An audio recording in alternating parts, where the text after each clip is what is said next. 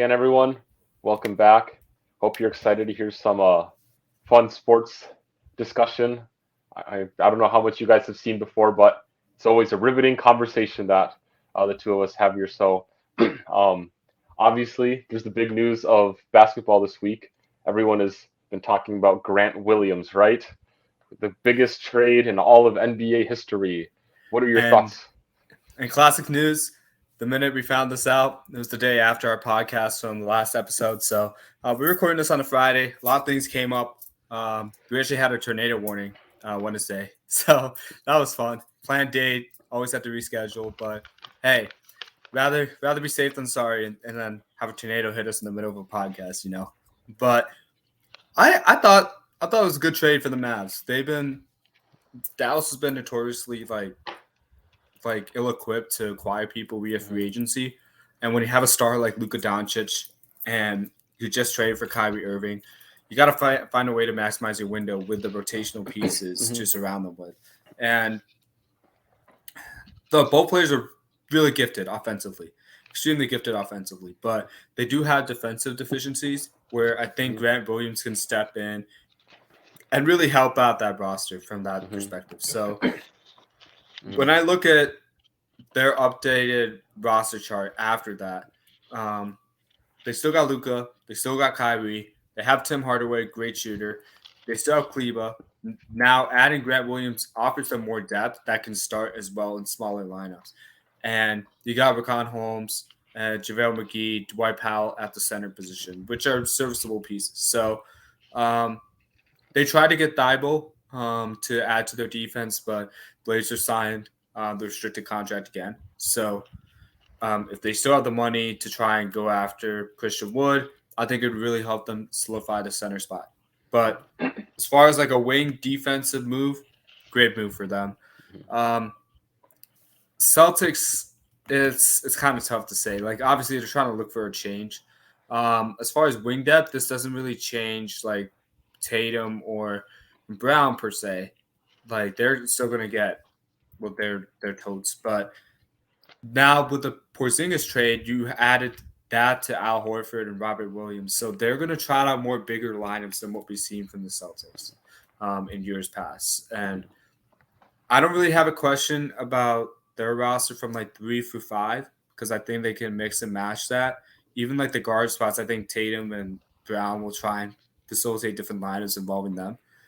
But their guard depth is what I'm really questioning because they lost Marcus Smart, and now all they have right now is Derek White and Malcolm Brogdon, who are proven starters in their rotation, and then they have Peyton Pritchard.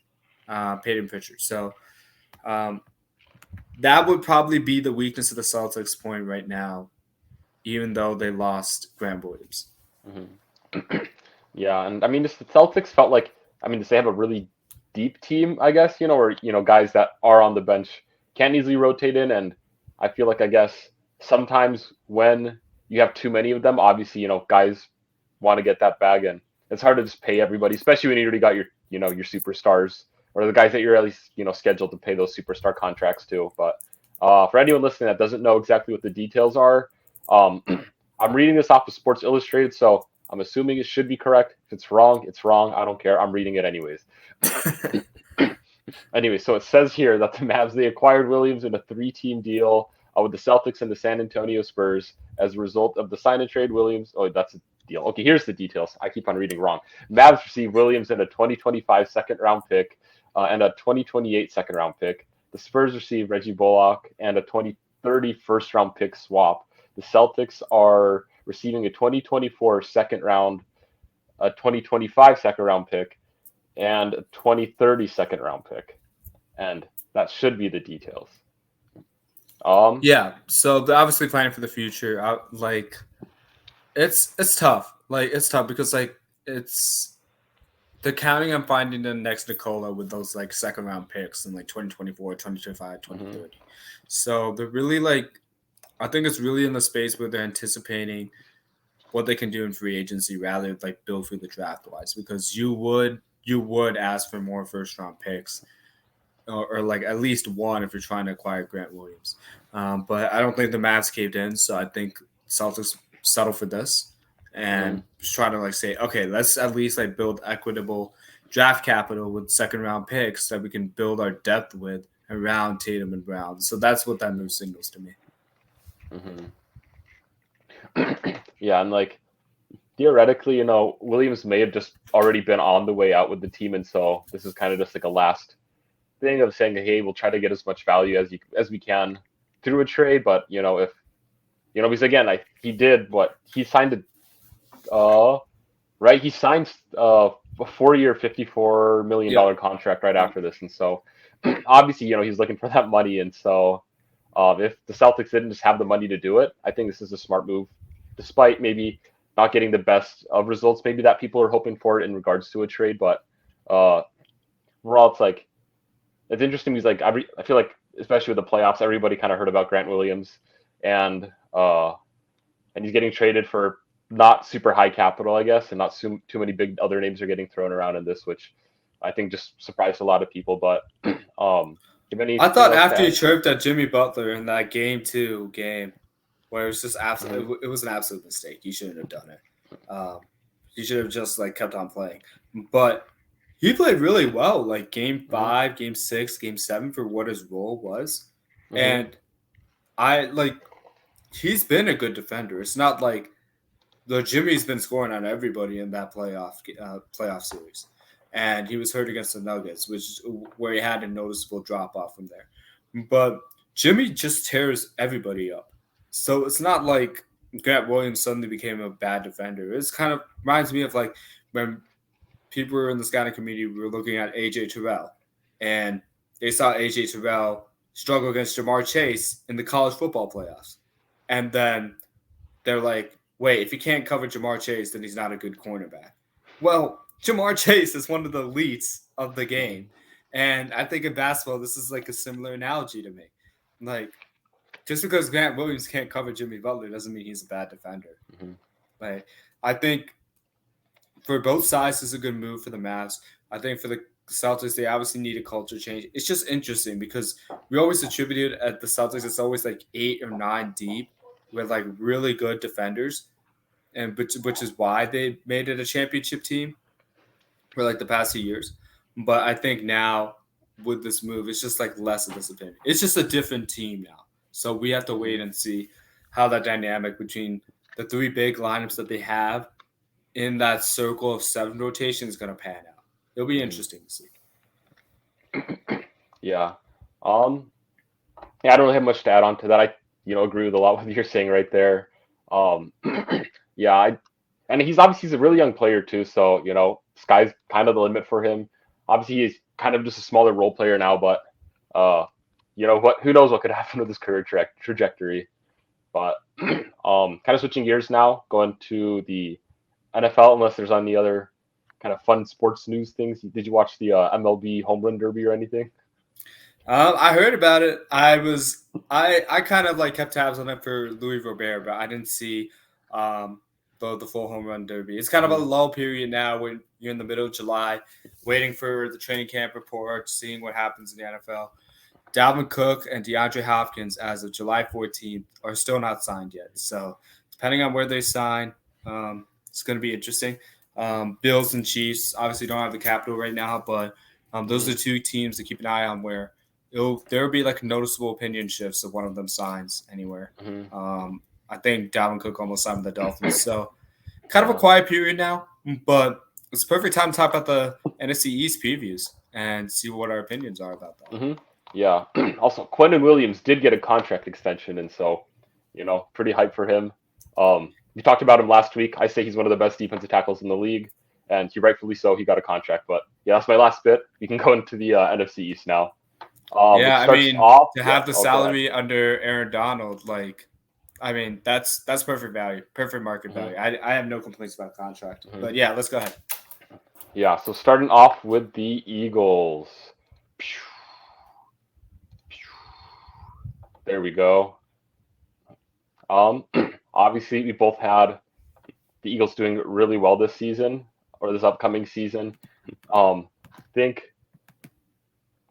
a couple of our wins and losses are just like slightly different. But I mean, I think again, this is one of the teams that has the potential to really just go undefeated and win every game.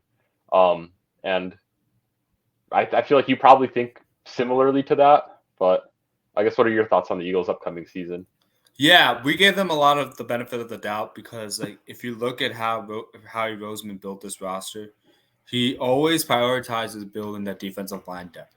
And I think from that alone, no matter what types of teams we're facing, like, I gave them a bunch of wins against the quality opponents. I think week 11 through 13, both of us had them going 3-0 for that stretch, and we even like they have the Cowboys and the Seahawks right next to that. I think the Seahawks are a division-winning like threat this year.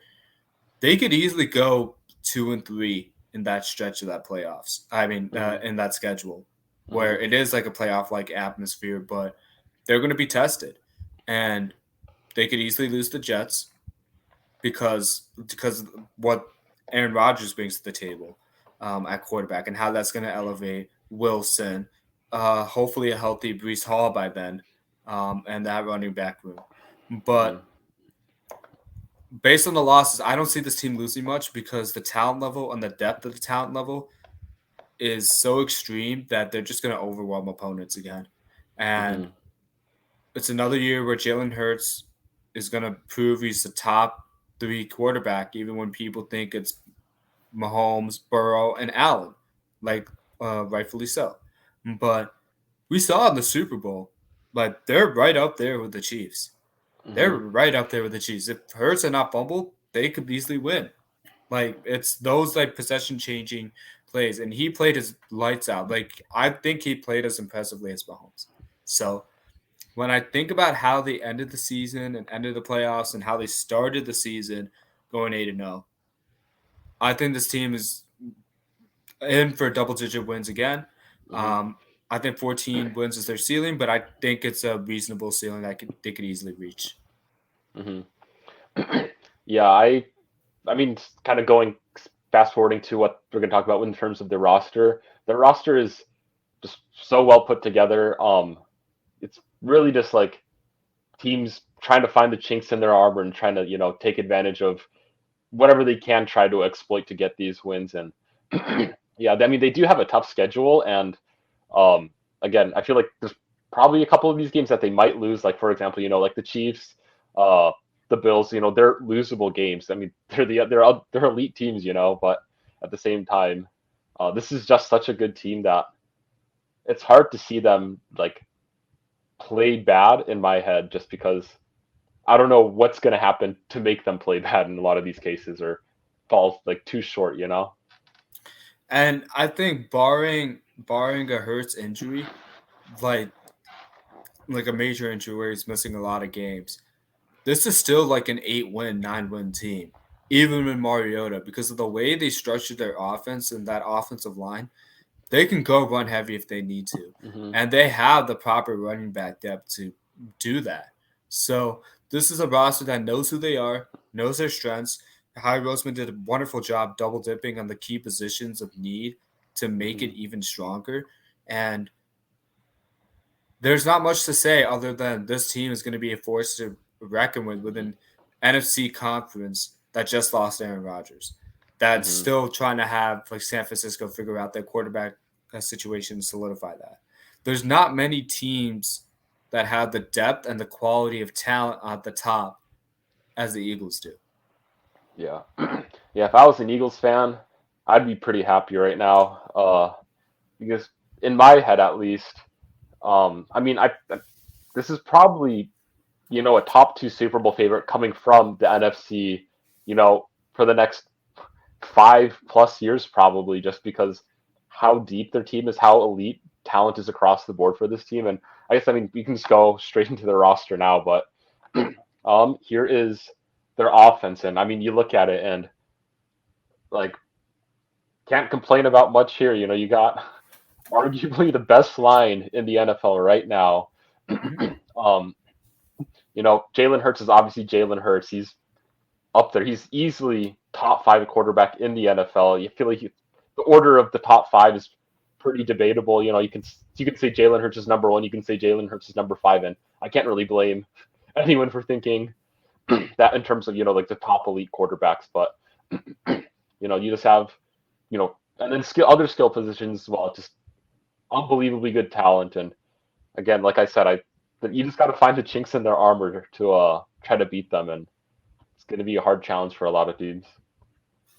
Yeah, I look at their team and like their line is not like as deep as it was last year, maybe. And I'm looking at the wide receivers, maybe not as deep, but like these are all quality options. They're still gonna produce. Like Jurgens was supposed to replace Kelsey. That was the plan when they drafted him, and he's playing right next to him already in his second year. So he's fully developed.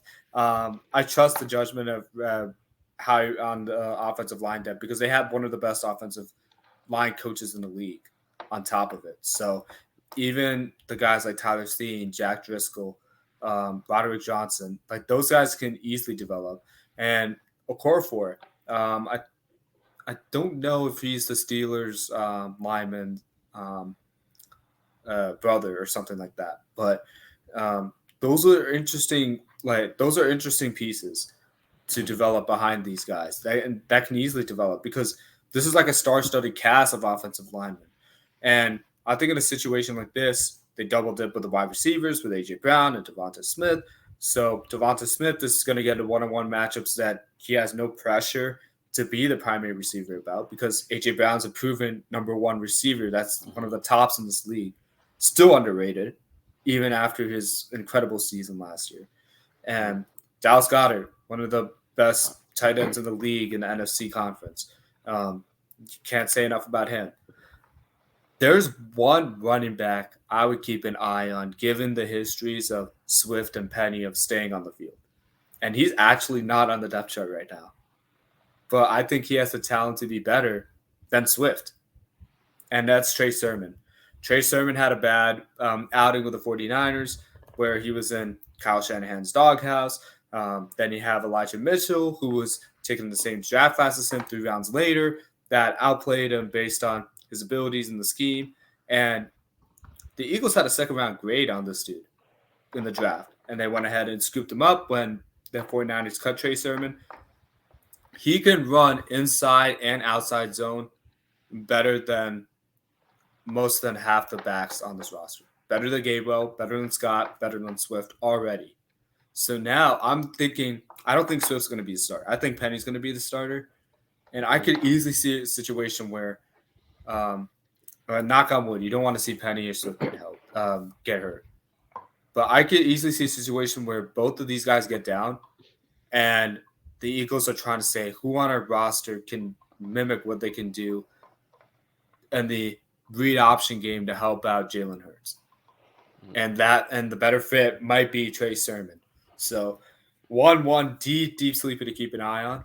That I would not be surprised if he's starting in the Eagles come midseason. Yeah, I probably see this Eagles like running back room is a very big committee.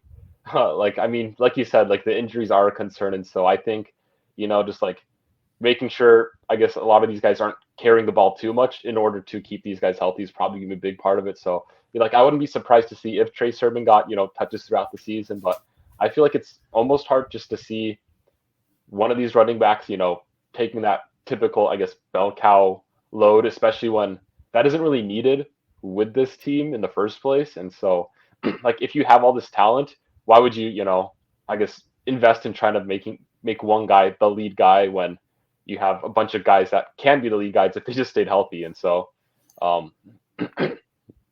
yeah, and just that added with Jalen Hurts' running ability, I just think that there's a lot of legs to feed in this offense.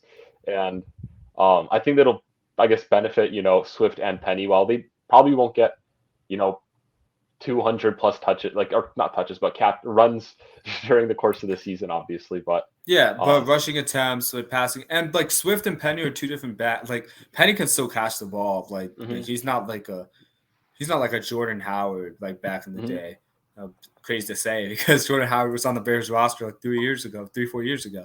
But like Penny's going to be used on like the inside outside zone plays like as counters and then like gap scheme plays that the Eagles like to run. Where Swift is a better player in space. Like you better use him in like the screen games and like the option routes and things like that. Like he's more suited. And DeAndre Swift's not like you're not gonna run inside zone or like power with DeAndre Swift. That's just not like what his strengths are. So it'll be interesting to see how this dynamic works behind the Eagles' offensive line, because when they're both healthy, both can produce even better than what they did at previous stops. And one thing to point out too is Marcus Mariota's in like the perfect situation to have a career resurgence, because he already did like as far as the rushing ability from what Arthur Smith did, but look at what Nick Sirianni did with Jalen Hurts, who was a really good rusher, but has still like was an improver in the passing game, and he needed the passing concepts he brought from Indy over here to like add compliments to his game and work at it. And then they brought in AJ Brown to really explode what he could do as a passer. And I think Marcus Mariota is in the perfect situation to develop that way, where it's not going to be as steep as a drop-off as people think if the worst thing happens and Marcus Mariota's called to step up. Yeah, I mean, like, Marcus Mariota doesn't inherently need to, like, I guess, continue developing, even in this offense, I think, just because of, this absolutely loaded talent surrounding him. We saw him start with the Falcons last season. He had his struggles, but then you look at the team that he had around him with the Falcons, and you're like, well, I mean, yeah, he had some good players, but like one of your pups.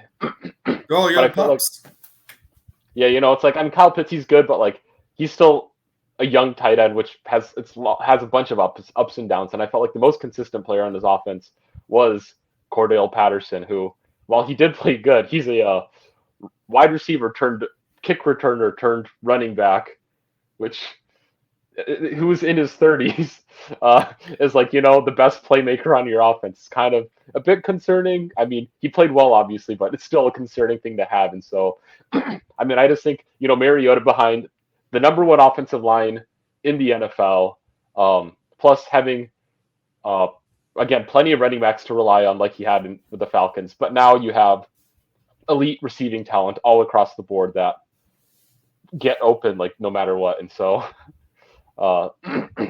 yeah, I mean, I think that any of the quarterbacks here can be good. I mean, Ian Book and Tanner McKee are both young options too that can develop into like, quality backups, I think. And so overall, I think, like I said a million times, this team's so set up to do and play super well. And that is added on with the defense as well. I think this is the defense. Yep. Yeah, it's loaded defense. I wish my defense looked like this, but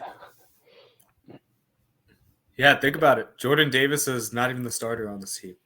That's loaded. But like, because of his teammate Jalen Carter. Jalen Carter is a better player than Jordan Davis was at Georgia. Think about it. And now they're both on the same team. We had a lot of questions about Jalen Carter coming out of the draft. Like, there's a reason he fell. Should have gone number one if we didn't have the off-field concerns. But you look at this Philadelphia Bulldogs defense, and you're just like, oh my goodness. If they develop and have the chemistry they did from Georgia, look out. Because you got Nakobe Dean, you got Jalen Carter, you got Jordan Davis. Then, let's see, they just got Calais Ringo from the draft. And then they got somebody else from the draft at safety, I think, that I'm not thinking about right now. But you look at all those young pieces, and some of them aren't even starting. And you're just like, okay, this is a perfect situation for them to develop. Again, because as young guys, you can't be expected to rely on them starting out in their first season, firing on all cylinders. So I think the Eagles did a good job here, building for the draft to buffer Bradbury and Slay. And there are a lot of questions. How are they going to keep Bradbury? How are they going to keep like this roster? Like, Slay wasn't even supposed to be on the Eagles.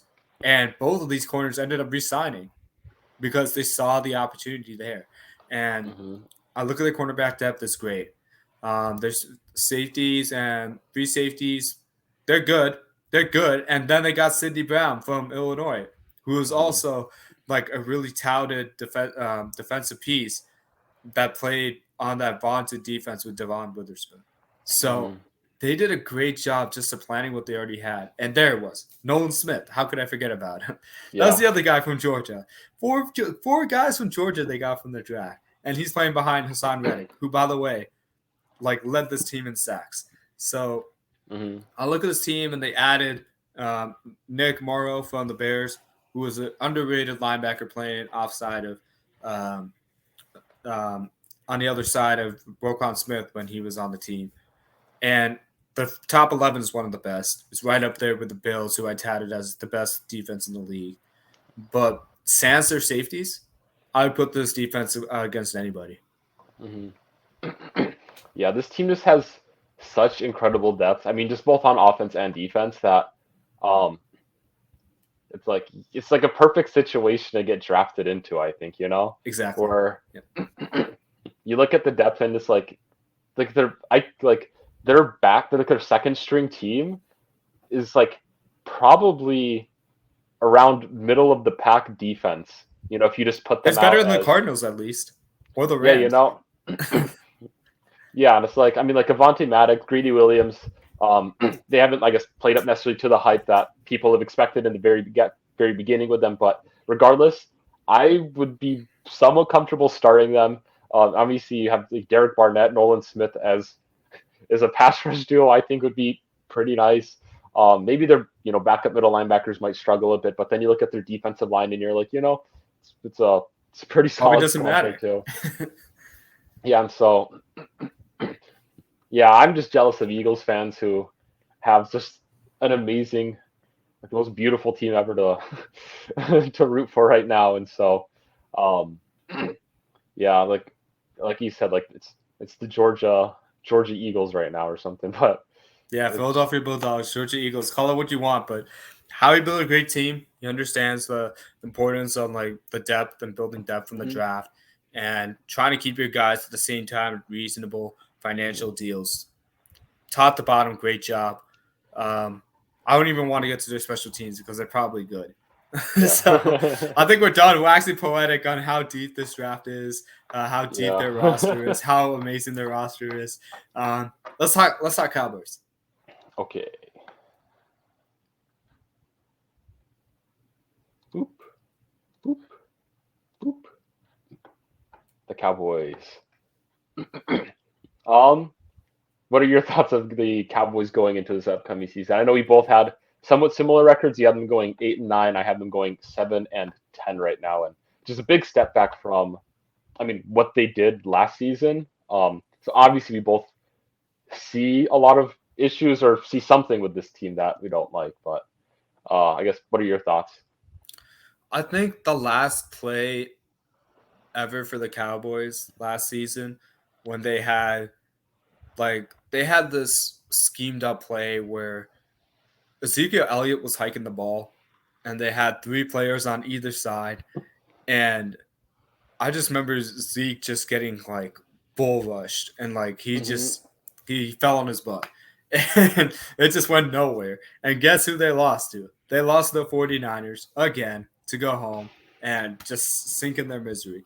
And that was the perfect analogy for how their season went, because they had one of the best offenses in the league again.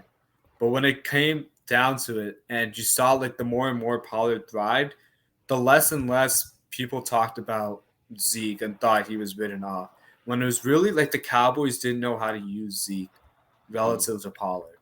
And then on top of that, you see Mike McCarthy saying, oh, we need to run the ball more. Well, maybe if you kept Zeke, you'd be able to do that more effectively. And your run-pass ratio with Kellen Moore was actually pretty decent. It was like 6th in the league. And then they let go of Kellen Moore.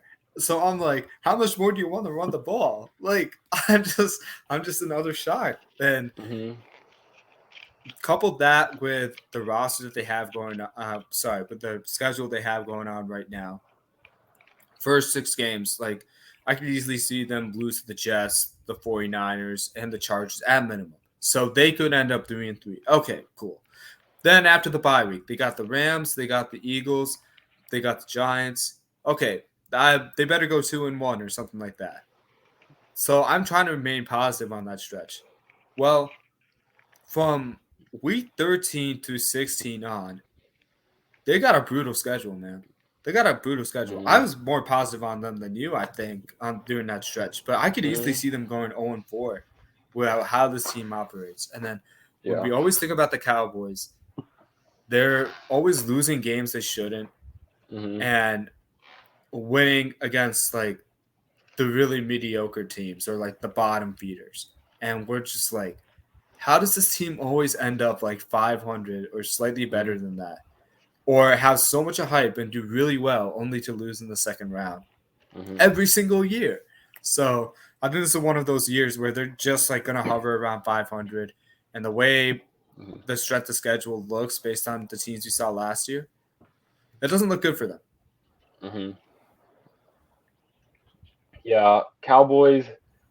Again, like I've said in the previous weeks, I feel like this is a team that can win and lose quite literally any game that they play. Like more so than I think any other team in the NFL.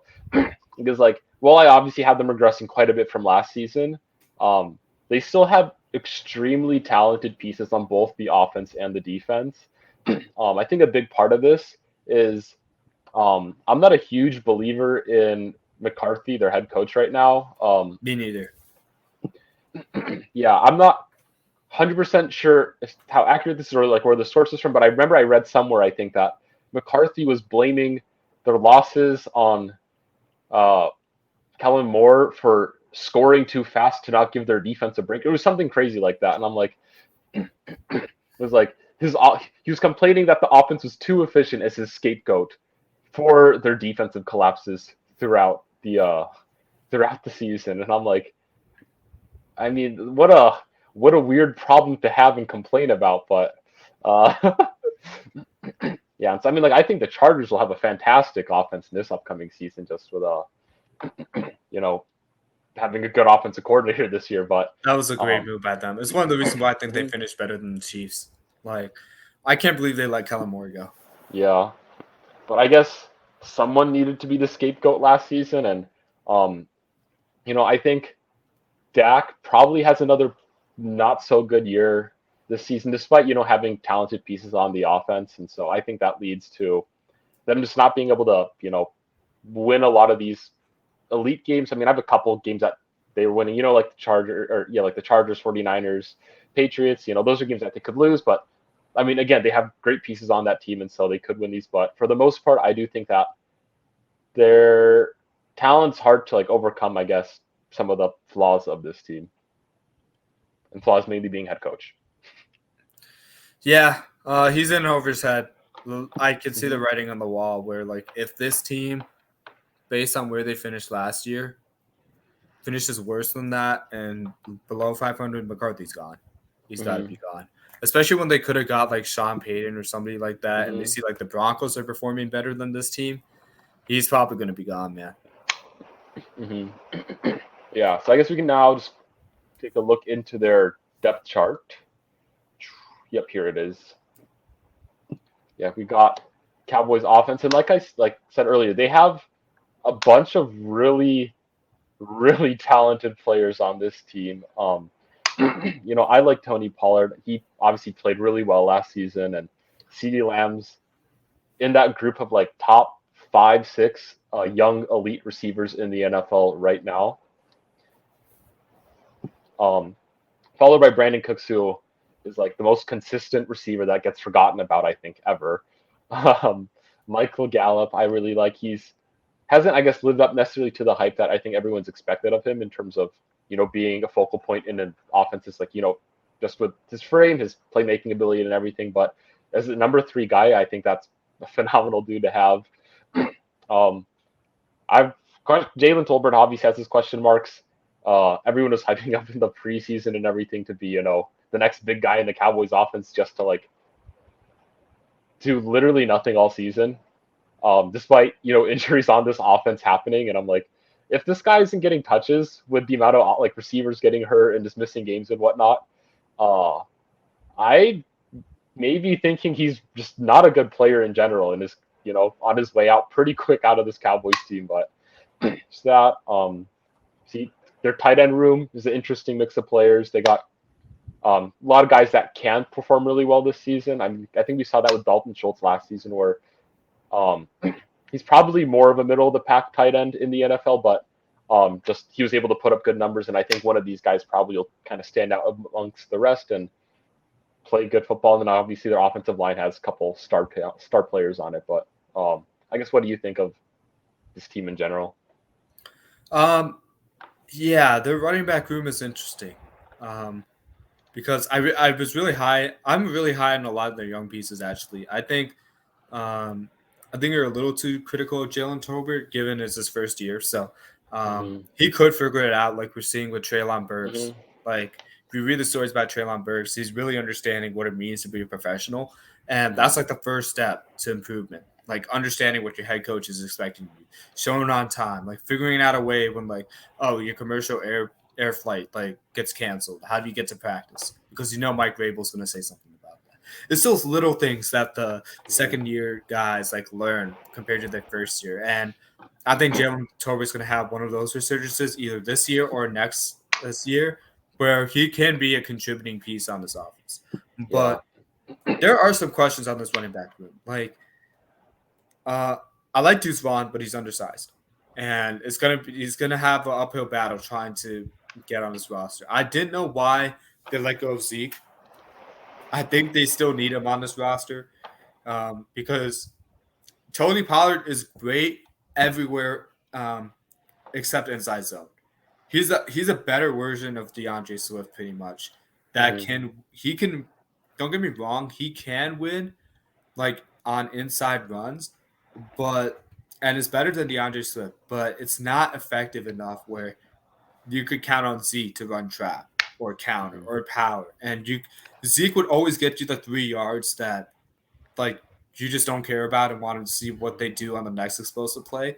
But it's so important when you have the third and 1 and third and 2s. You know who to give the ball to in those situations. You don't have to scheme up some exotic passing play to get it. You could just run it for Zeke. Pollard hasn't shown he can win those consistently enough. And I think that's going to be a difference maker when it comes to their offensive possessions and efficiency. So that's a major question I want to see this team answer. I like their tight end room a lot. You guys heard me earlier on episodes leading up to draft. I waxed poetic about Luke Schumacher. Still can't get his name right. But I could easily see him starting on this team because he has the talent to be better than Ferguson and Hendershot. And I think Ferguson's underrated. Like, I didn't blame the Cowboys for letting Dalton Schultz go because they have a great tight end room. And I think Schumacher's the future on this team as a tight end. But I wouldn't be surprised if Jake Ferguson puts up 800 yards this year. I would not be surprised by that because of the pieces around him. Brandon Cooks, obviously, we talked about him on earlier episodes. We thought it was a great move for the Cowboys. Allowed CeeDee Lamb to be him.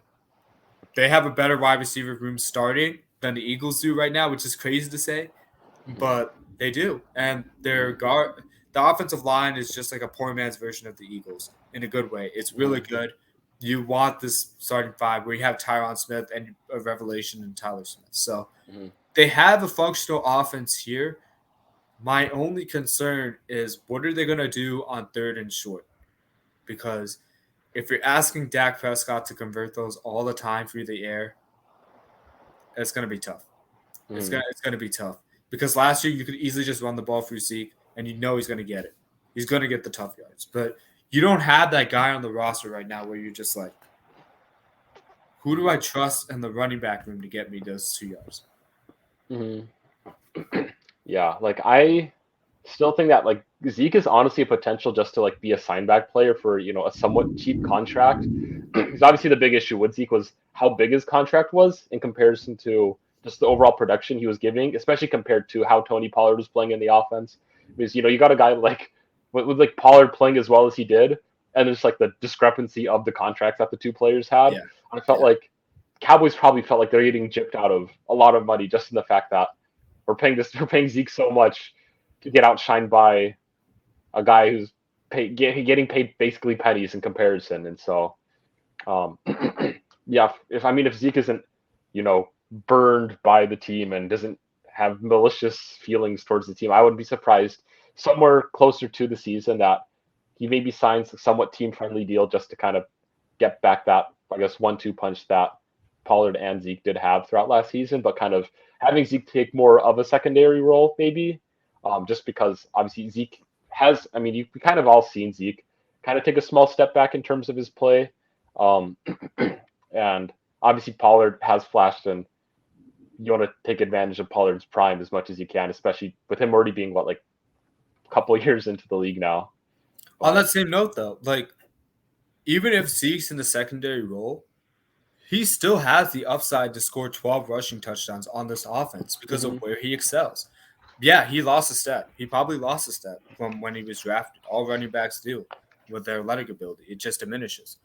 But he is still the guy I want on the goal line. And people forget, Pollard is coming back from a leg injury.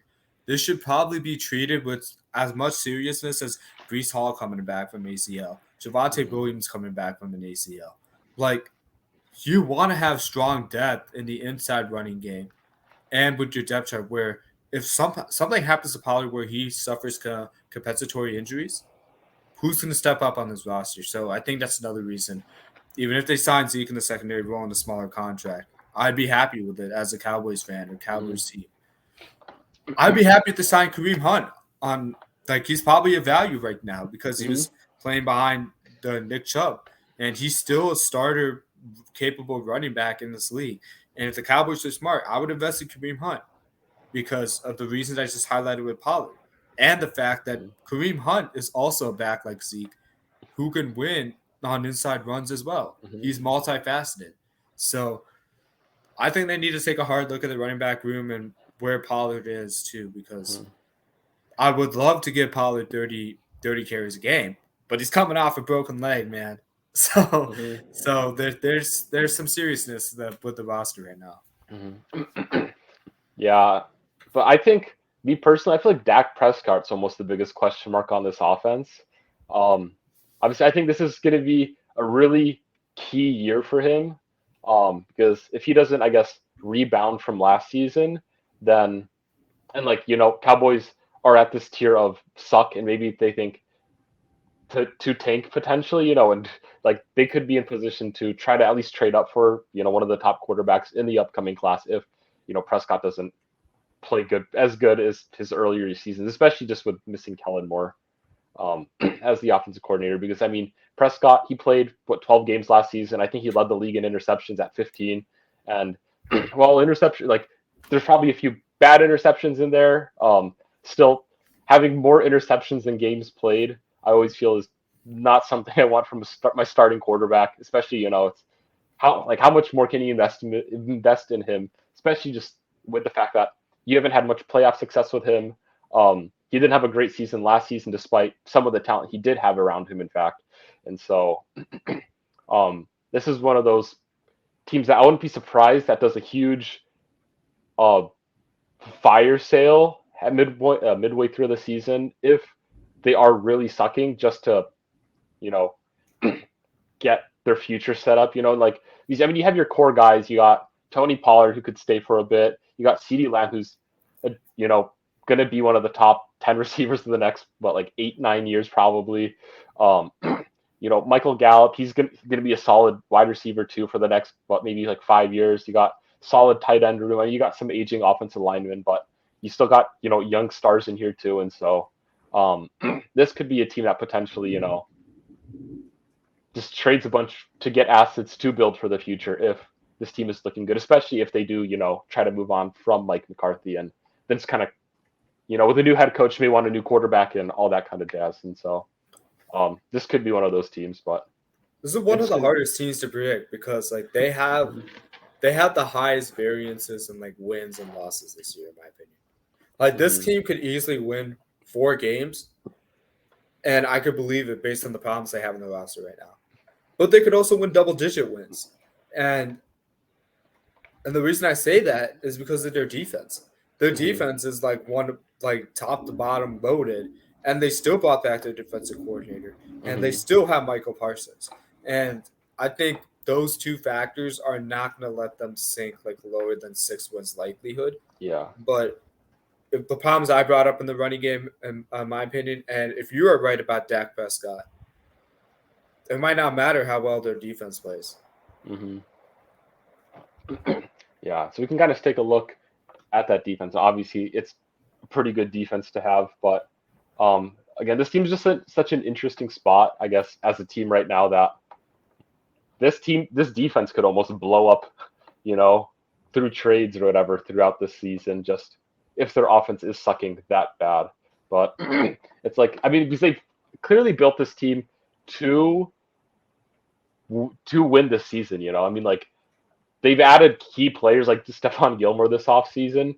Obviously, they're in the mindset that they can make it to the playoffs. They can compete to make it to the Super Bowl. But yeah, and it's like you said, the defense is definitely going to be a key factor, and just the fact that they'll probably be a big part of the reason why they win a lot of games and could make it to the playoffs.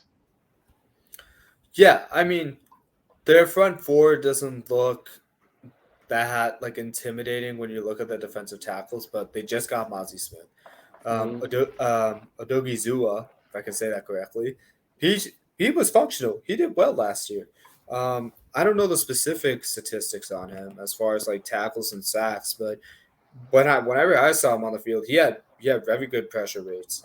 I think he had 42 total tackles. Let's see here. He did force 2 fumbles too, so that's good to see. Oh no, 1 fumble. And whenever he had his 4 sacks, he he averaged like 6 yards, like 6 to 7 yards on each sack because that's going to set the offense back but huge. And with 8 tackles for loss, he did a lot of great things in the role he had as a D tackle, and they have a lot of those guys like coming in that you don't think about, but because of the defensive coordinator's strength that Dan Quinn is, like you don't mind the drop off. Yes, you would have loved to see them keep Jalen Smith, but they invested in getting Stephon Gilmore. So now, like Diggs is like not tasked with trying to shut down the primary receiver where he gets burned sometimes, but like sometimes he makes a great read. Like you always saw that with Diggs. Like his highs are really high, but he can get beat a lot. But now you see this back four, and you look at this front four, and it's like very functional. So now it's just like, can the linebackers hold up? That's the only question on this team right now. Mm-hmm. Yeah, I think that Stephon Gilmore pickup was really big for this defense, just because like I'm not the biggest, I guess, Trayvon Diggs truther. Obviously he does get a lot of picks, but I feel like he falls in that category of being a pick artist where he's almost better at getting picks than being just like a straight up cornerback, which it's good to get turnovers, but at the cost of broken coverages, it's not as good anymore.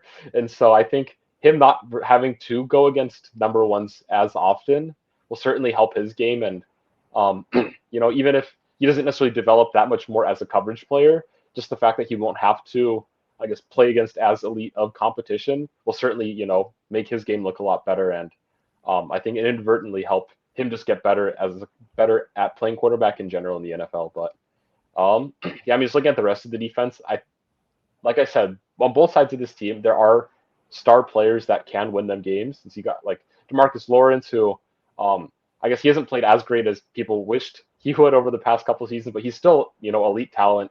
Micah Parsons is Micah Parsons, and then Vander Esch, he hasn't, I guess, played as great as his rookie season, but he's still a formidable starter. Jabril Cox, I think he's a pretty good player too, and so it's a lot of winnable players here. I'm sure most of these guys I feel like would probably start for other teams around the NFL, which it's pretty impressive for a team that we have going 7 or 8 wins on the season. Yeah, and I mean, this is going to be the strength of this team. Mm-hmm. You look at Dante Fowler; he was just starting 2 or 3 years ago on the Rams, and before that, he was a formidable part of the Jaguars' defense in 2017. Mm-hmm. And Dorrance Armstrong had a strong year as well. So, if like Lawrence, like you mentioned, has a worse year than he did last year, where it was a down, you got options to like help facilitate like 3-down rush alignments where you're not relying on DeMarcus Lawrence, but you still want that presence opposite of Micah Parsons. So they have options. For me, it's the linebackers become a problem in the play action game. And I want to see how well they do when you're thinking about how they match up against, obviously, you have a Dallas Goedert within their division. Then you have now Darren Waller in their division. And the 49ers are going to – the reason why it's caused Dallas huge problems is George Kittle. They don't know how to stop George Kittle or Deebo Samuel, who function run after catch or play action.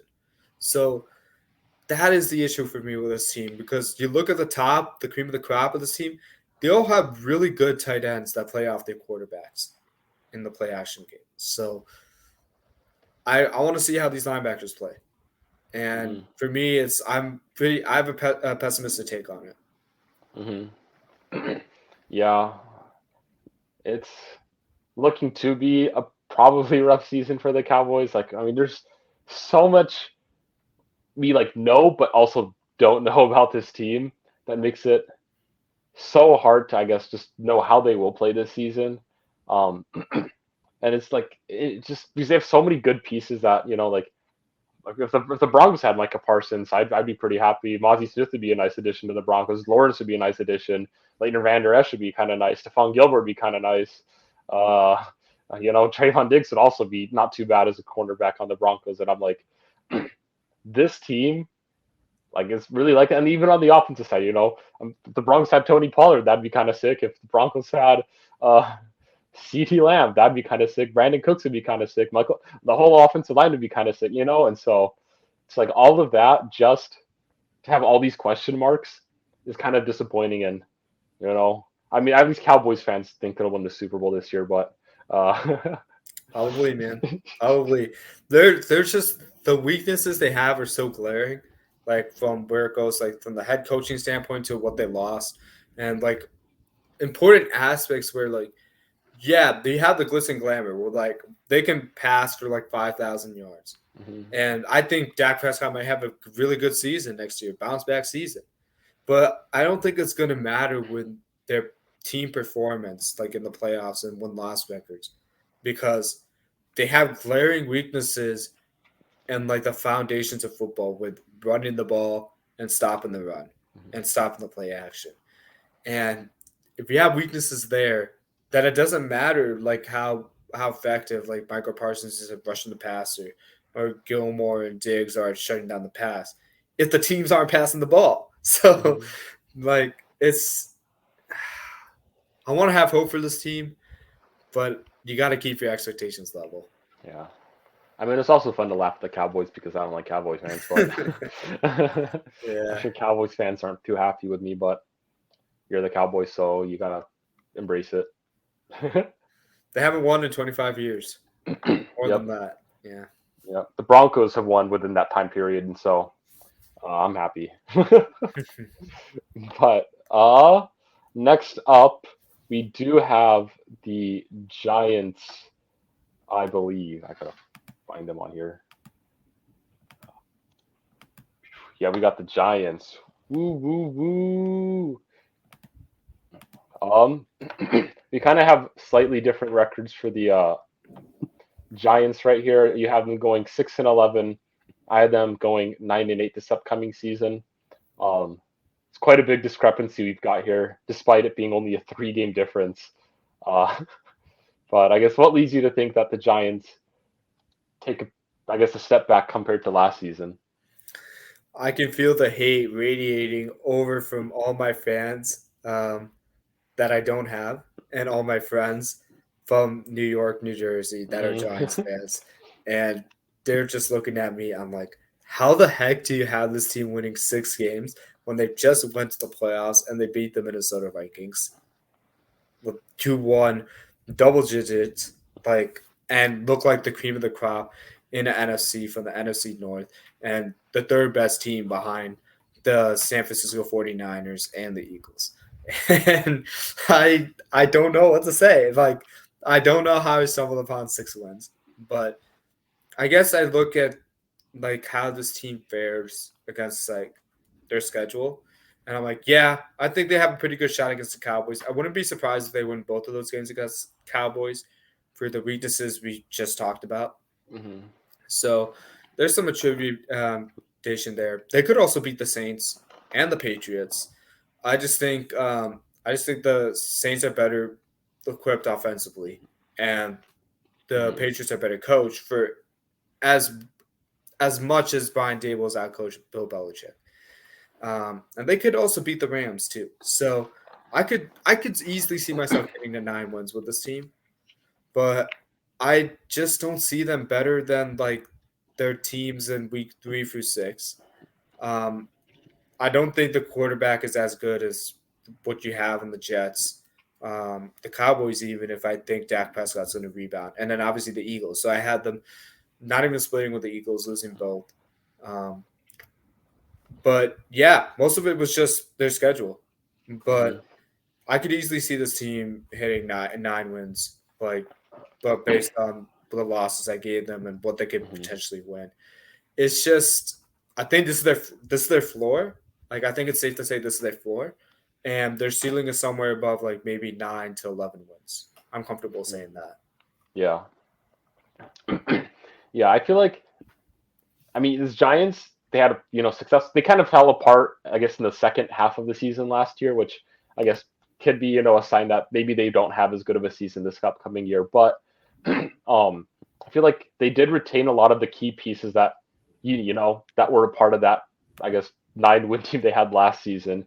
Um, Plus, you got a lot of guys that are entering their second, third years that are high capital guys that you're probably expecting to develop. They played pretty good, in their first couple seasons, and I only can expect them to, I guess, continue with their progression. Obviously, you added Darren Waller in the offseason, which I think is going to be a huge move for this offense. See, like, there's a lot of stagnant pieces, I guess, or like pieces that were really middling in this offense last season that I think was a big part of why Saquon kind of struggled toward the latter half of the season, just because it was easier to key in on him when you had, I mean, like Wandale Robinson is one of your top playmakers on your receiver room right there. But and I mean, I think Robinson, he can play good, but he's definitely, in my opinion, a lot more of a gadget player that comes in for specific play setups to make big plays, similar to, like, I don't know, like how you'd scheme a lot of the other small shifty receivers that we've seen throughout NFL history, like Like Tavon Tavon Austin. Austin. Yeah, exactly. There you go. Yeah, or like, someone uh like a more like a Percy Harvin from Wish.com or something, like some in terms of, like, he can make big plays, but on a consistent rate, I don't think he's going to be a guy that's going to be a focal point within an offense. And so I think just that adding Darren Waller and then keeping a lot of core pieces ends up leading this team to taking a lot of these wins, plus other players developing that I like. Yeah, and I agree with what you said. I actually like I have no qualms against what you said about Wandale Robinson. I actually think Calvin Austin from the Steelers might have been a better get for this team Hmm. because he has a little bit more potential to win like one-on-one routes. Hmm. Like if he had to go against a primary cornerback. Just a little name to as a preview for our AFC North discussion next week. But um, yeah, like they don't have that number one receiver that's gonna scare like the living like what out of the defenders, like the primary defender. They don't have that on this team. I think DeAndre Hopkins on this team would be a perfect fit for Daniel Jones.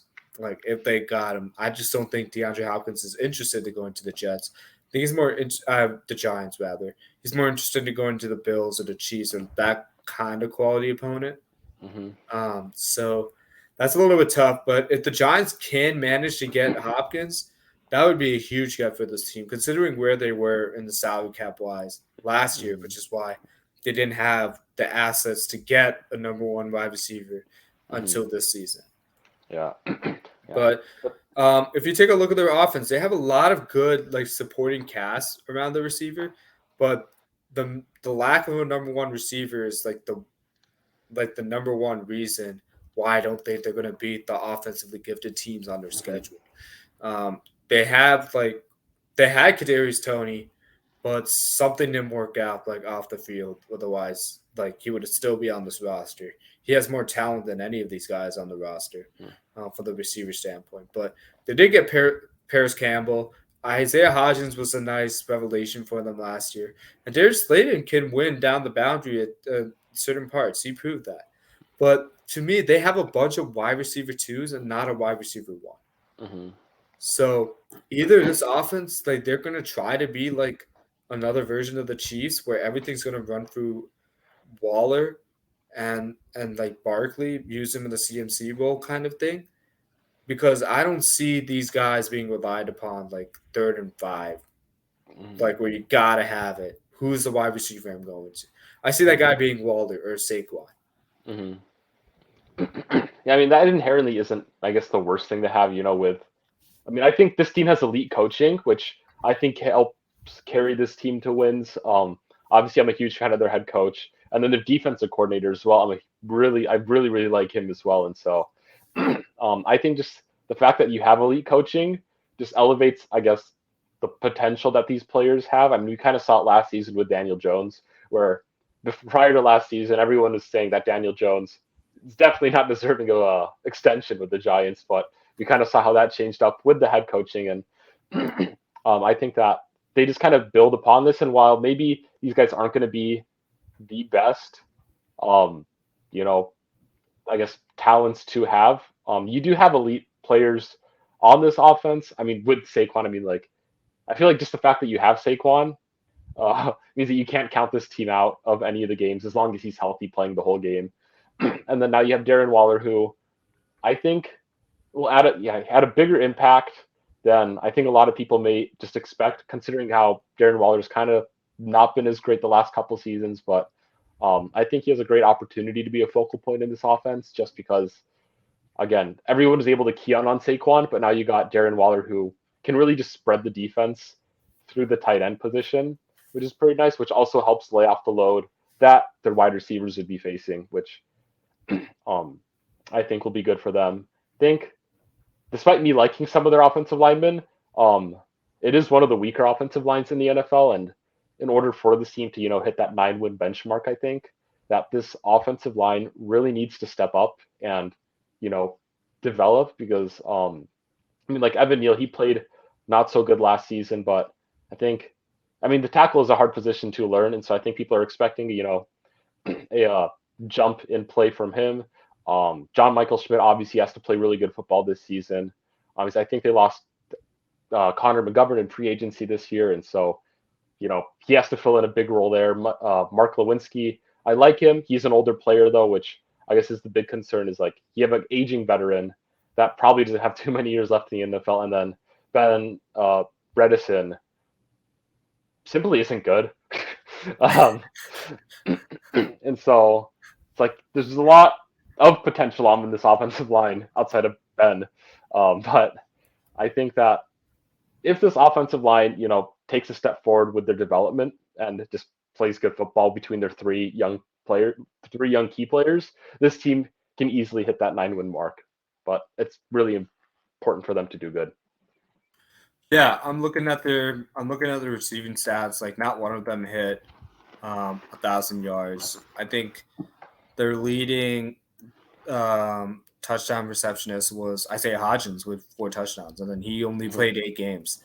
So I think your 1,000-yard receiver is going to come in the form of Darren Waller for sure. They have some interesting pieces on their depth pieces, though. Like Eric Gray, running back I liked out of the draft. Jalen Hyatt, really liked him out of the draft. The only question on Jalen Hyatt is, can he win the routes that are not deep down the field against primary cornerbacks? You're really trying to see the lead. Like JSN, you knew that. Chris Olave, you knew that. Jamar Chase, you knew that coming out of college. Jalen Hyatt, we haven't seen it yet. Granted, you have Cedric Tillman on the other side, who's also a really good receiver and really good get for the Browns. But if Jalen Hyatt can prove he can do that, maybe he's the answer. Sterling Shepard, you hope he's going to come back okay. But I think their starting 6 wide receivers are good. You just need that bona fide piece that I keep Mm-hmm. harping on. So that there's some like obviously like Dable's gonna do his best to scheme these guys open, but it's gonna Mm-hmm. revolve around Waller. Bellinger was a nice tight end last year, and now he's on the bench. So you're gonna see a lot more like 2 tight end sets, like you like to Mm-hmm. keep pointing out. I think this is a team that's going to utilize that a lot more. But Mm-hmm. I agree with you on the offensive line. I think the guards are the weaknesses on this team. So when they're Mm-hmm. facing teams like the Eagles and the Cowboys, they're going to struggle, I think, Mm-hmm. with just trying to keep Daniel Jones upright. And I was Yeah. one of those guys who was not a believer in Daniel Jones, like before, because I just like looked at him and I'm just like, you never thought of him as a top 15 level QB, which is tough. But like last season, he played like a top 10, top 12 QB. Like, in fact, I think he's probably one of the most undrafted like not undrafted, underrated QBs in fantasy drafts right now. If you're playing daily fantasy, weekly Mm-hmm. fantasy, or dynasty, like he's probably like on the level of like Geno Smith, where like these guys for like no explicable reason are going past like round 10, round 11. Like Mm-hmm. I think he's gonna have one of those good seasons just because of like how much better his supporting situation is compared to last year, and plus he got a Darren Waller now, Mm-hmm. so. Um, I think there's some improvement. There's going to be some notable improvement, but I don't think it's going to be like drastic to the point Mm-hmm. where, oh no, watch out for the Giants. There's still Yeah. some weaknesses on this team. Mm-hmm. Yeah. By the way, did you see that picture of Daniel Bellinger with like just flexing in his like practice jersey or something? God, dude, he's shredded, absolutely Like, shredded. I'm like, dang, I wish I could be him sometimes. Like, I don't even need the NFL contract. I just want to be shredded like that. But I saw that and I'm like, geez, man. Like, that's the backup tight end. Like, but wait till you see Waller, man. But dude, yeah, but I saw that too. I was just like, oh my goodness, I would not uh, want to. I would not want to line up against this dude. yeah, like he's looking like a power running back like that, you know, just with his like I could hand the ball off to him and he'd run it for like a solid 10 yards or something. But It's the power of Saquon, dude. It's the power of Saquon. yeah, but yeah. Next, we'll kind of just go over their defense, right? It's their defense. Yes, it Yep, they is. have a defense. That's important. Uh, yeah, I think they have a lot of cool pieces on this defense. It's kind of tricky again, just because there's a lot of young talent on this defense that, um, again, development is really important with this team.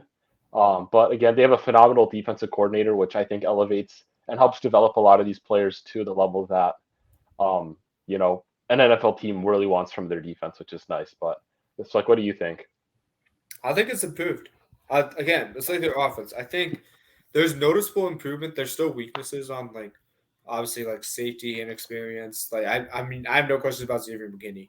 I just don't know how Hmm. good Jason Pinnock's going to be. Hmm. I don't have counter statistics. I could take a look at that. But like Beavers, I have questions about. Ojulari looks promising. Um, Hmm. I really don't have any questions about like their first four, like when you're looking at the defensive line in Thibodeau. No question about that. Okereke was a revelation for the Colts. Absolute like huge Hmm. gap for this Giants defense. And but I think Martindale's going to do wonders on this team where Hmm. um, like he has the piece now to run as many blitz packages as he wants. Hmm. And he's always been known for complicated blitzes. It's just a matter of how much improvement are we going to see from this defense? Um, I don't think it's on the level of the Eagles, obviously yet. Like Eagles are loaded, but Hmm. I could see this being in the bottom half of the top 10 defense. I really could. Hmm. Yeah, yeah. There's a lot of pieces I like. I actually really like their cornerbacks. Obviously, Adoree Jackson, he's played good football. Deontay Banks was, I think he was the guy they drafted, was it not? I could have Yeah, sworn they right? drafted Deontay Banks. Yep, Yeah. And then I'm actually decent big fan of Darnay Holmes. me too. Big play Darnay. But yeah, I think that he did good last season, and I think if Banks, excels at this cornerback 2 position, then I think that Darnay Holmes will really excel in just, playing as that, I guess, I'm assuming nickel cornerback. I don't know exactly how they're going to line up their defenses all the time, but just as an assumption, I think that, him in that mix would be really, really well. Azeez Ojulari played pretty well. I think, I don't know, I feel like people forget about him a lot, especially with Kayvon Thibodeau in the picture now, but he played really good his rookie year. Especially he was I think he was a second round pick, right? Oh man, he was first. I think when he was drafted. It might have been first. Oh shoot. He only played 7 games, but in the games he played, he did some good things. He had 5.5 sacks. So Yeah. he had a sack pretty much every game, and they were for substantial yards again. He was sacking people for 5-6 yards every play.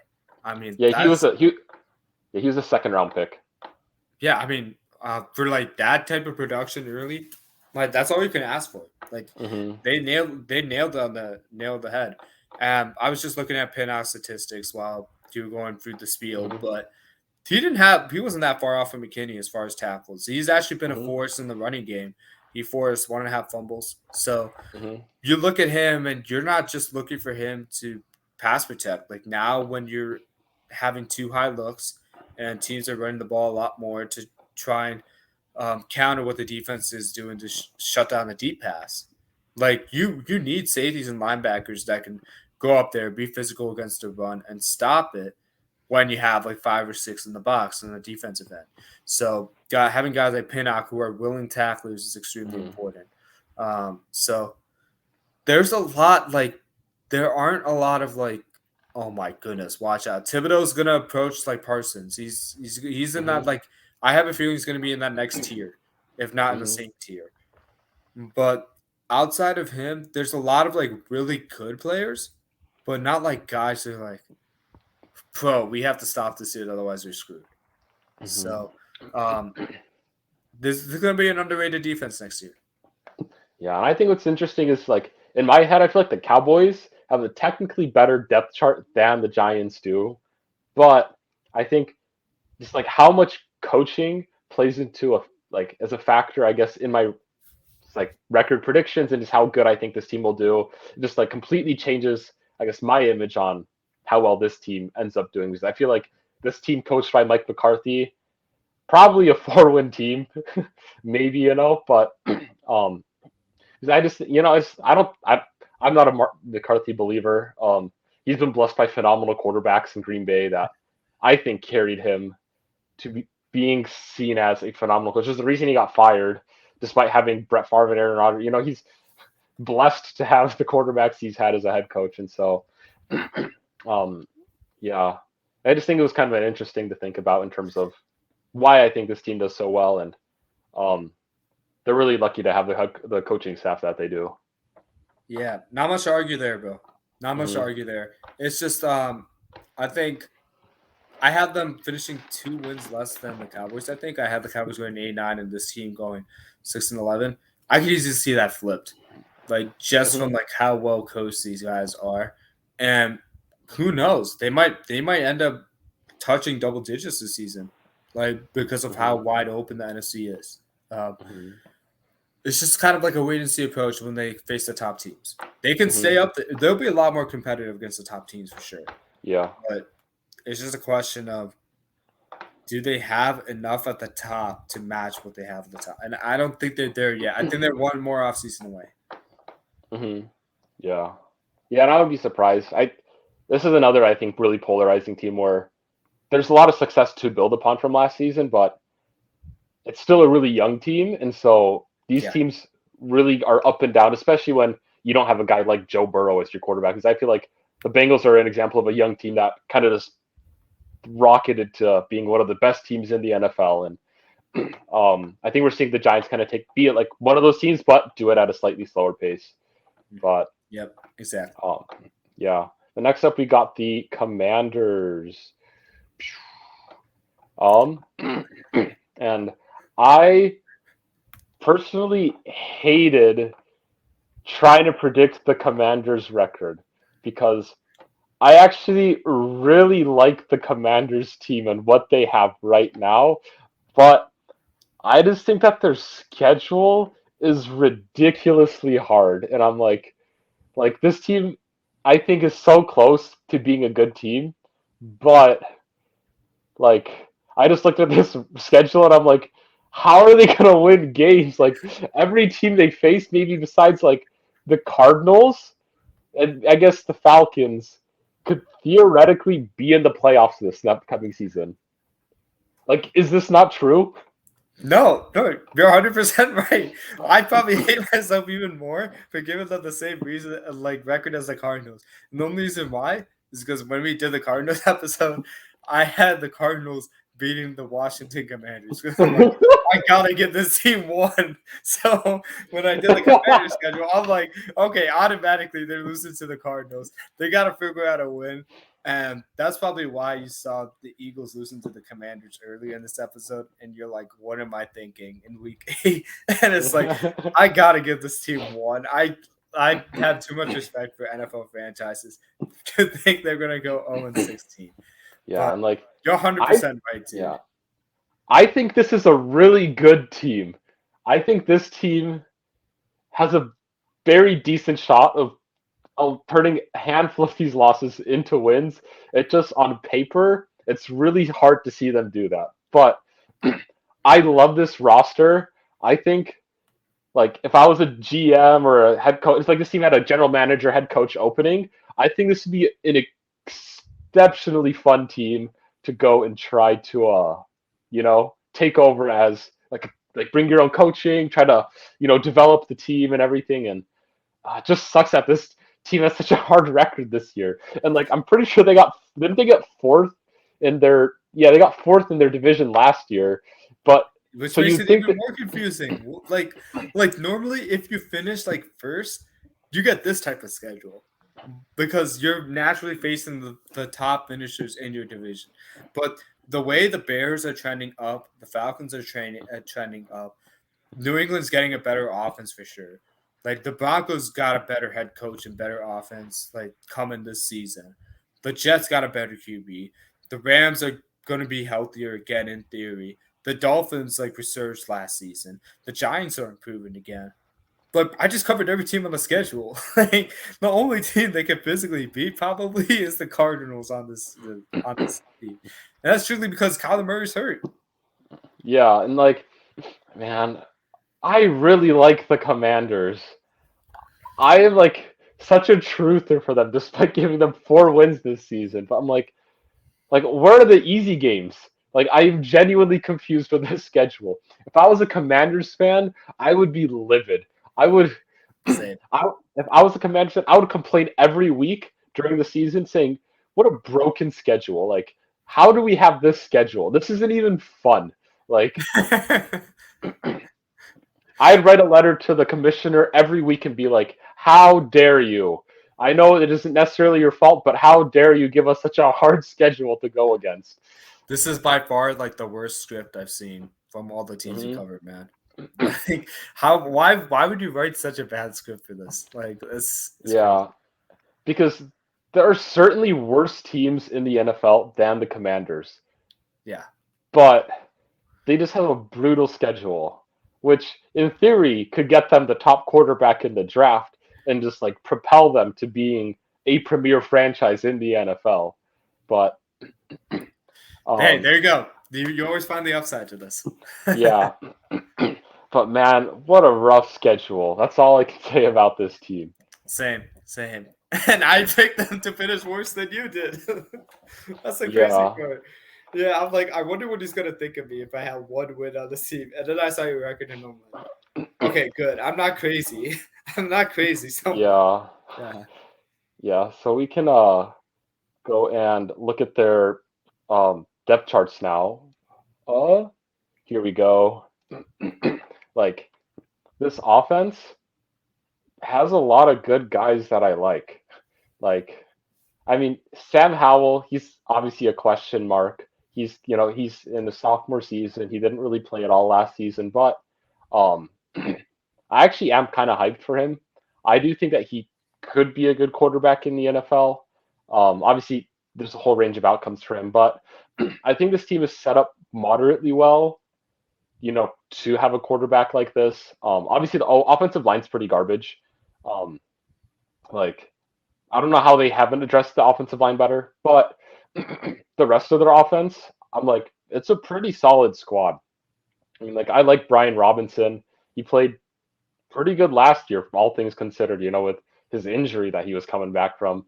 Um, and then I do like Antonio Gibson. It's a big question mark about what he's going to do this season because obviously he's listed as a running back. I know he wants to play more as a receiver, but you look at the receiver group and you're like, can we really even fit him into the receiver like rotation? Just because the receivers are really, really good in my opinion. I think Jahan Dotson was one of the better rookie receivers last season. Yeah, and like I guess he met like the technical like rookie receiver threshold of the standard that elite receivers have had on their rookie season, and so um, yeah, I mean I remember last season everyone was kind of like making fun of the Commanders for drafting him. I think round one, and he honestly was one of the better guys, and so yeah, him Curtis Samuel kind of came into his own. I've always been a fan of Curtis Samuel. I thought he was gonna be a good receiver for a while, but he just kept on getting hurt, and then I don't know, just a lot of stuff I guess happened. But yeah, this offensive line, not a big fan of. I can see this as being the main thing that holds them back this season, even more so than Sam Howell, I think. But I guess, what do you think? I found it crazy that my brother's on this team. I didn't know that. And Chris Paul, the point guard, is also on this team. Like that was crazy to me. But other than that, I really like their receivers. I like their tight end potential. But you nailed it. Like the biggest questions are one, like we don't know anything about the quarterback. We've seen him in a sample size, like do well against the Cowboys of all teams.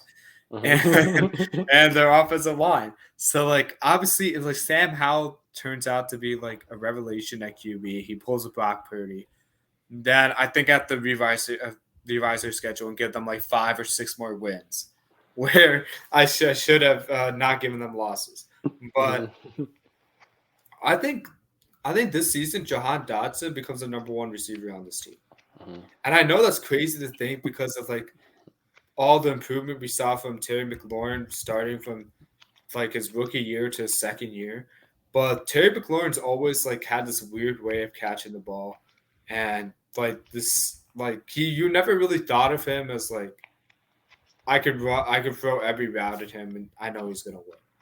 Whereas like Jahan Dotson, like you're comfortable throwing to him in like no matter what situation. Like if he's constantly winning in the red zone, that's like the best indicator, like where you see an elite receiver. Like if he can win and can find spaces in contested situations, where like the boundaries are so much tighter than any other area on the field, and I think he has the athletic potential and the skill set to actually take up that number 1 role. And you just add in like Curtis Samuel, he finally knows how to like stay healthy and remain healthy for a full season, and this is again another like it's another theme with this NFC East team where they have a lot of great wide receiver trios. So they have that going for them. And Brian Robinson, what a story coming out from like gunshots like in the preseason to performing the way he did last season. He's only going to go up from here. He's going to like I'm not surprised he's number 1 to the starter in the depth chart right now. Gibson was a better like receiving threat out of the backfield anyway. So that really stands out to me. A guy to keep an eye on in case like Logan Thomas like still suffers from injuries is Cole Turner. He's one of the more underrated like tight ends coming out of the draft. Like Washington has this weird habit of like picking like turned quarterbacks into tight ends. And like I just like look at Logan Thomas, Sean Bates, Curtis Hodges. Like they have a lot of those guys. It's like an archetype. So they have a lot of great skill positions. But the 2 questions you nailed that are the same concerns I have with the team. Yeah. Yeah, I really like this receiver room. I think that both McLaurin and Dotson, like I'm sure you think the same way, but like it would just be like a 1A, 1B type situation with this team where literally both like with good quarterback, like with above average quarterback play, only if they had like a guy like Kirk Cousins, could these Almost guys like could the both. Washington Commanders had him. Yeah, he'd be a good fit here. But um, yeah, I feel like with above average quarterback play, those two guys could easily be 1,000+ yard receivers. Um, both close to double digit touchdowns, I think, just with how great of playmakers both of them are in their own way. And I think it's pretty fantastic that they got, I guess, such unique but talented receivers that they don't really like play in a way that steal from each other, but they really complement, I guess, the team as a whole just with the different ways that they do play, which I think really elevates this team. And I just hope that in the next year, like really in the next year, that they do address offensive line a bit more, and hopefully some of these guys kind of stand out. I feel like Charles Leno Jr. is kind of like, in my opinion, the biggest name on this offensive line, which isn't saying all too much. Like he's had his ups, but he's also had his downs, and so uh, we'll see. I mean, like Brian Robinson, he played behind an offensive or horrible offensive line. He ran for 3.9 a carry, which is pretty good for how bad this offensive line is. But yeah, only if they had a guy like, I don't know, like Trent Williams too or something, Yeah, well, That's him, man. They had a lot of good people. Like, they just couldn't figure out the rest of the roster at that time. It's so weird. And yeah, just quick note, like if the bottom falls off on this team, like Sam Howell's like just like struggling. Like I thought Jacoby Brissett did a lot better than people give credit for at Cleveland and hmm that off. And we forget Eric Bieniemy is the OC on this team, hmm and he's not got opportunities for head coaching jobs, like whatever the reason is. I have no idea, hmm but I think Jacoby can run this offense and like really give the ball to McLaurin and Dotson if like they're not getting the ball under Sam Howell. Like hmm I still think this team is going to put up some points like with the talent they have right now. hmm So it's not a question of that. It's just more so like, dang, what like the weaknesses they have are just like you're wasting the potential of your skill positions. And I'm just yeah, like, dang it. Like if only they had Caleb Williams now. If only yeah, they'd like addressed the key piece of their offensive line now. hmm Look how fun this team would be. yeah. And like I feel like Jacoby Brissett has a good opportunity to play in this offense, but it's really tricky because he can win games. But if your team's already sucking really bad, how much are you like trying to win games? Like because like I mean like obviously every team, you're not supposed to tank. You're supposed to try to win every game. But it's like from a draft standpoint, like it's like the Texans. They played themselves out of the number one overall pick in the draft, and it's like, do you want? Does this team, like with our record projections, this team very easily could be the number one overall pick in the draft, unless they get a hot streak with Jacoby Brissett halfway through because they decided to put him in and he just starts winning games for them, and all of a sudden they're picking like number 11 in the draft, and you're like, wait a minute, this is not what we want. But yeah, and they'll end up with someone like Spencer Rattler or something, But Yeah. The kid everybody was hyping about when he started at Oklahoma. yeah, but we can go on to their defense now, right here, and again, I like this defense. Look at that D line, dude. Oh my god. That is crazy. That is absolutely crazy. I would not want to line up against that. hmm I really like this defense. Like, there's a lot of phenomenal pieces on this defense that easily start in a couple other defenses around the league. And again, I feel like it's such a shame to give them the amount of wins that we gave them because, like, they have a good offense, they have a good defense. It's just their schedule sucks. um, Obviously, I think a lot of people thought they reached for Emmanuel Forbes in the draft, and I could, I, I guess technically agree that he's a bit of a reach, but I still really, really like him. I think that he is, at least from what I know about him, he is worth first round capital. I mean, if you think that, like, I think that, yeah, I have no issue with the team taking him in the first round if you think that is your guy. I think he's a phenomenally rangy player that can really just literally fly across the field and make plays for a defense. And again, I feel like this team in general is just a team that can fly. Like you have Montez Sweat on the defensive line. He ran like a 4.440 or something like that, and I'm like you just casually got a defensive end who literally is faster than like a bunch of receivers in the NFL as like a 4 down lineman. Like And he's not even the best one on his team. That's the yeah, crazy part. yeah, you got Chase Young. Obviously, Chase Young didn't play as good last season, but he's still like a good player regardless. And like it's like he's undoubtedly talented. You got Deron Payne, Jonathan Allen is phenomenal. He's probably, in my opinion, he's probably the best player on this defensive line. Um, I mean, I guess you can argue Chase like the other players, but I feel like Chase It'd Young be a has tough argument, dude. has a Yeah. little bit more to prove, I think, compared to Jonathan Allen, who's literally been a staple of this defensive line since he's been on this defensive line.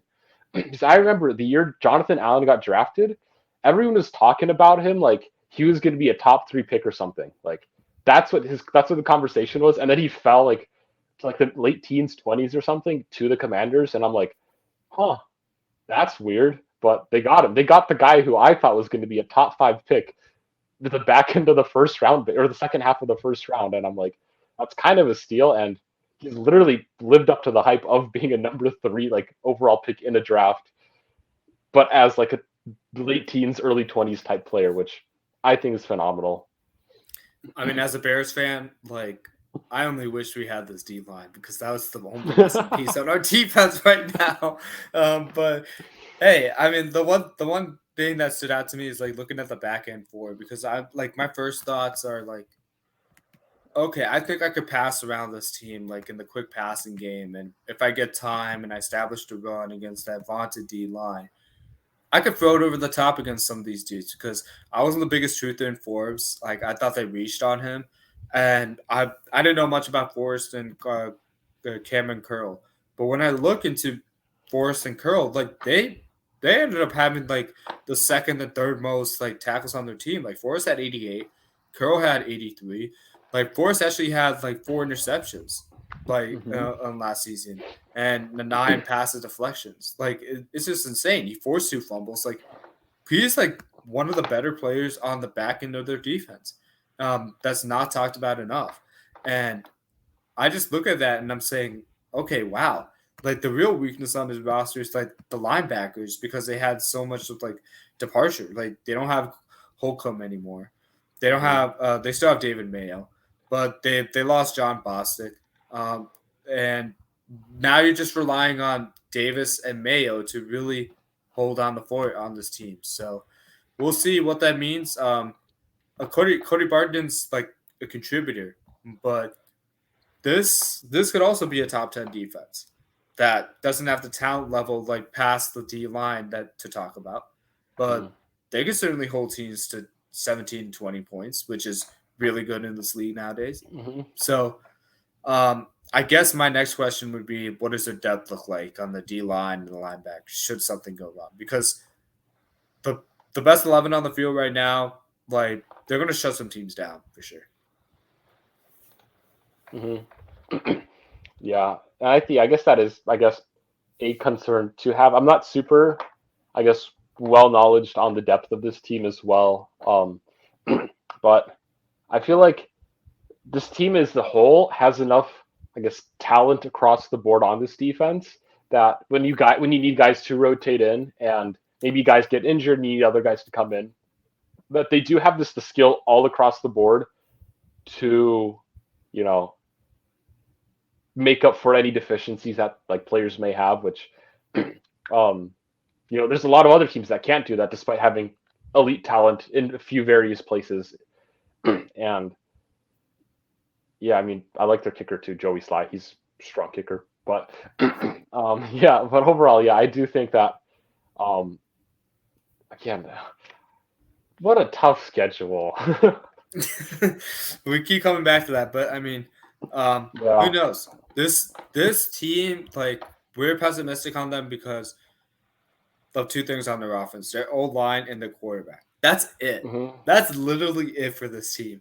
Hmm. Like, and we think um, like Taylor Heineke played like admirably for this team. Like Carson Wentz was like Carson Hmm. Wentz, but like when Heineke had a shot, like he played well with this. Like he kept this team in it.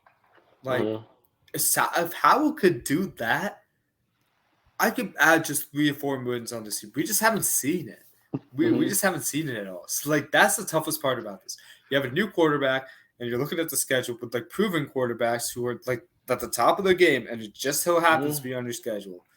The Bears are coming up. The Falcons are coming up. You could win those games. You definitely could win those games.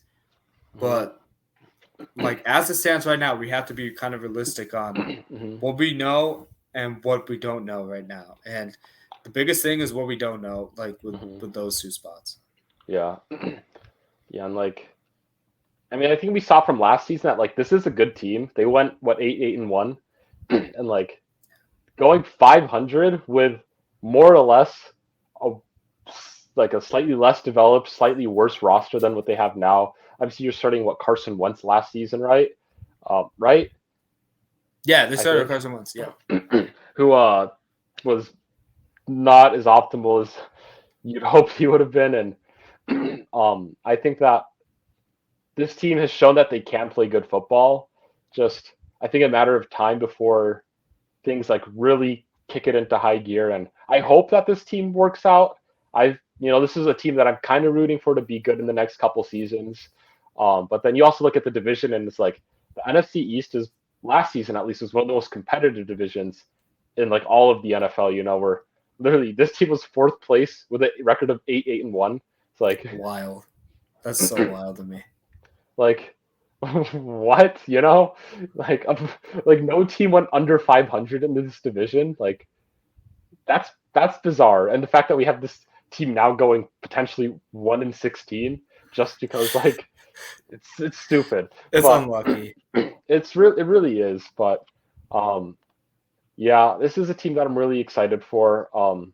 I do think Emmanuel Forbes has a really high ceiling. I think he also has a pretty low floor, which I think is the big concern with his draft stock. But I am a big fan of, I guess, just how potentially good he can do. Just because, I mean, he was known to be an electric player in college. I think size is the big issue with me for him. He really needs to grow into being, I guess, like bulking up, but at the cost of, I guess, some of his speed, which you don't want to see. But he's still light, even though he's put on some weight, I know. Yeah, I don't know too much about the player himself. Like I was like when I was looking at the draft, I'm just more looking at okay, you have Joey Porter. Devon Witherspoon was already taken on the board at that point. And I just thought he might be the better selection. And considering like you had a chance to get Christian Gonzalez, I just thought like cornerback at that spot wasn't the right move. But when you look at this roster, they really needed him. They really needed him. So I thought like I was kind of torn like between this pick, honestly, because I'm like, okay, you could have waited at cornerback, I think, and got better value for the position. But I hope it works out for him. He's in the perfect situation where he can end up working out, and he's playing opposite of Kendall Fuller. We didn't talk about him at all. He was quietly good last year. So I think going back to the overall division preview too, I would not be surprised if both the Commanders and the Giants finish above the Cowboys. Just because like both these teams like have better head coaches. They have better fundamental like top to down depth charts when you're looking at the depth and the starter talent. And the Cowboys like have a lot of holes to answer. So like while I had the Cowboys finishing second in this division, I'm not afraid to eat crow if they finish last. Because I feel bad. I think you do too. But I feel bad about getting like a combined 5 wins. Just looking at the roster, because there are elite football players on this team. It's just there's other like elite players at the positions that matter on their schedule, and it's just like I want them to beat Josh Allen and the Bills, but they don't have the talent to do so from the quarterback position. We don't know. Like, who knows? Sam Howell's the new Patrick Mahomes, and this is like a new dynasty. It's the Eric Bieniemy show. Like, wherever he touches gold. Who knows? But I mean, until further notice, we're gonna have to write this team off, like based on what you see in the records. But we love this team. We definitely love this team. Don't let the record fool you. They have good talent. Yeah. Yeah, this is a team I'm excited to follow throughout the NFL season, but yeah, that's all we got for now. But yeah. Any other last thoughts? Yeah, obviously, if you like this video, or if you absolutely despise our Washington Commanders takes, you can go ahead and put your distaste in the comment sections below. Let us know how wrong we were, what your predictions would have been for the division. But if you haven't already, by now you should know our Instagram handle. It's down in the header below. But up next, we got probably one of the second toughest divisions in the NFL. The AFC North coming up next week. So hope you guys get excited for that. There's a lot of great teams with a lot of great outlooks. That might end up being one of our toughest segments to do because like all the teams have positive outlooks going into that season. But if not, catch us later and have a good one. Yep. Peace out.